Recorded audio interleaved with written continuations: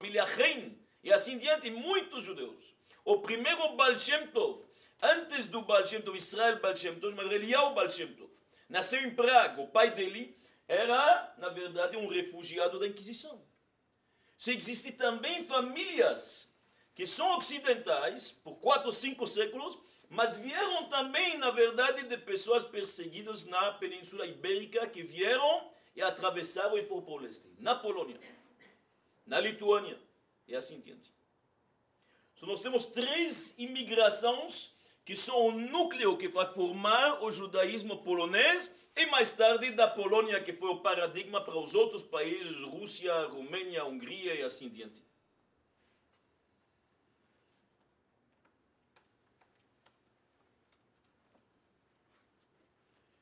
Os judeus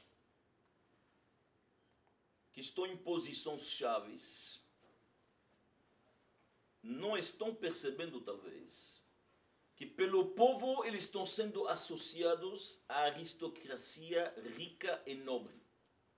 E isto vai fazer uma tremenda diferença para o futuro.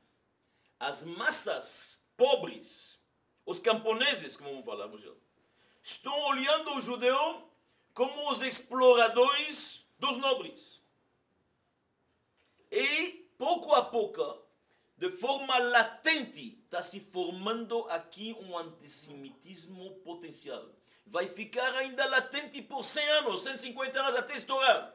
Mas ele nasce destes sentimentos negativos que a população tem versus a aristocracia, a nobreza rica que explora eles. O judeu cobrador de impostos, aquele que usurário, que empresta dinheiro, tem posições chaves, ele é o arrendador do moinho, ele que manda no albergue e assim diante. No século XVI, pela primeira vez, acontece uma revolução intelectual na Polônia. A Polônia exporta sábios para toda a Europa. As maiores cabeças do judaísmo estão nascendo na Polônia. As maiores yeshivot, daqui a pouco depois da exposição histórica, vou mencionar alguns nomes que a gente vai poder visitar e conhecer melhor, se Deus quiser, na viagem, e aprender, ouvir algumas histórias biográficas sobre eles. São gente extraordinária, mas agora não podemos fazer tudo. Mas é importante entender a reviravolta que acontece. No século XVI, nós temos vultos na Polônia enormes. Rabbi Moshe Isserlis o Ramá, Rabbi Shlomo Luria o Marshal, Rabbi Yoel Sirkis, Cracóvia, Lublin, são com as melhores yeshivot da Europa. E eles estão exportando rabinos e sábios e livros e intelecto por toda a Europa. Mudou a situação. Onde que se encontra o centro da Torá? Onde que se encontra o centro da sabedoria judaica agora? Na Polônia. Não é mais na Alemanha, não é mais na França. Nós estamos vendo uma coisa interessante. O judaísmo migra, mas ele não para. Quando os romanos destruíram Jerusalém, que era um grande centro de Torá, Rabbi Yochanan ben Zakkai conseguiu e implorou ao imperador Tito: poupa, por favor, a cidade de Yavne. Pelo menos que alguns sábios permanecem para transmitir o nosso patrimônio espiritual. E assim ficou Israel. Quando Israel acabou, passou para a Babilônia. As academias de Pumpadita, de Narda. Acabou a Babilônia, o judaísmo se transferiu a sabedoria para a província, para a Alemanha. Acabou estes dois, foi para a Polônia. Então nós estamos vendo a sabedoria judaica jamais parou. Isso é muito importante para entender. Pode parar num país. Deus, na sua bondade, nos manda a cura, a prevenção antes da cura. Já abre outro núcleo, outro lugar. Isso que aconteceu. A Polônia se torna o maior centro. O pai da sabedoria polonesa se chama Rabbi Yakov Polak. É o primeiro grande rabino polonês. Ele mesmo foi rabino em Praga, estudou na Alemanha ainda, mas ele que fundou as yeshivot na Polônia, Rabbi Yakov Polak, e todos os grandes sábios são alunos dele. Reb Shalom Shachne de Lublin, por exemplo, e assim diante nós vamos entrar em nomes. Mas o que acontece aqui? Nós temos dois assuntos interessantes. O centro de Torá cresceu e a situação econômica da Polônia e dos judeus na vanguarda cresceu também. Os judeus estão muito bem economicamente falando. Existe uma dominância judaica forte na economia da Polônia. Eles cuidam de licores, eles cuidam das terras dos nobres, eles receberam em arrendamento as minas de sal. Vamos estar em Cracóvia, tem lá uma mina de sal do lado de Cracóvia, na cidade de Wieliczka, famosa. Quem cuida? Os judeus.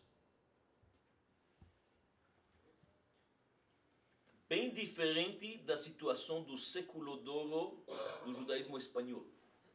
Quem conhece um pouco nossa história, na época do século de ouro do judaísmo espanhol, século XII, Maimônides e outros, eram médicos, eram astrônomos, eram mais aprendizados, eram, como se chama hoje, profissões liberais, tá certo? Aqui são mais Geschäft. Os judeus estão no textil, estão na venda, estão negociando, estão emprestando, estão cuidando dos negócios do reinado. Mas o século do judaísmo polonês é bem maior. Muitos anos, com uma tranquilidade, e 150 anos de tranquilidade total. Desde 1300 até 1648, os judeus viveram bem na Polônia. E os últimos 150 anos, perfeitamente bem. Exercendo sua profissão e sua fé com uma tolerância total. Andando com suas roupas originais, falando Yiddish, estudando, sem problemas. Mas, como falei antes, sem perceber talvez, ou nos olhos da população, os judeus se tornaram um instrumento da exploração das massas. E isto vai ter um preço muito, muito caro. Aqui nasce o antissemitismo latente do povo polonês, que eles não conseguem descarregar quase até hoje, com muita dificuldade. Existe mais um assunto antes de passar ao século XVI, que nós temos que falar, que é muito importante, para mostrar a vocês de quanta liberdade e autonomia os judeus gozavam na Polônia. 1553 se forma um conselho que se chama em hebraico Vad Arba Haratzot, o Conselho dos 4 Países.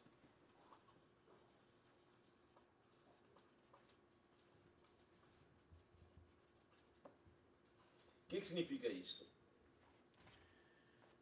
Já que os rabinos gozavam de muita liberdade, por exemplo, em Lublin, tinha aquele aluno do Rabbi Yaakov Polak, Rabbi Shalom Shachne, tinha o tribunal rabínico dele, julgava litígios, castigava decisões importantes. Pouco a pouco, cada cidade tinha seu tribunal rabínico, reconhecido pelo governo. O que o tribunal rabínico decidia? Está devendo, não está devendo, paga imposto, não paga imposto, era lei, reconhecido pelo governo local. Só que os judeus na Polônia fizeram uma coisa extraordinária. Se uniram todas as comunidades judaicas para fazer um órgão central. 4 países significa o seguinte: a pequena Polônia, onde entra em Cracóvia, a grande Polônia, que inclui, na verdade, a Silésia, que é mais perto da Boêmia. Depois você tem o que se chama a Galícia, que é embaixo de Krakow, a Galícia, a galiciana, se fala em Yiddish. E depois você tem Volyn. Volyn está mais perto da Ucrânia. Estes são os 4 países. De vez em quando se juntavam um 5º país, que era a Lituânia, mas eles mais tarde fizeram seu conselho próprio. O que significa este conselho? Eu gostaria um pouco de me estender sobre isto. Este conselho tinha 30 delegados de todas as comunidades judaicas da Polônia. Se eram pequenos Stettler, eles eram representados pela cidade maior, que era a vizinha. Esses delegados sábios vinham e se juntavam 2 vezes por ano, este conselho se reunia. Sempre em Lublin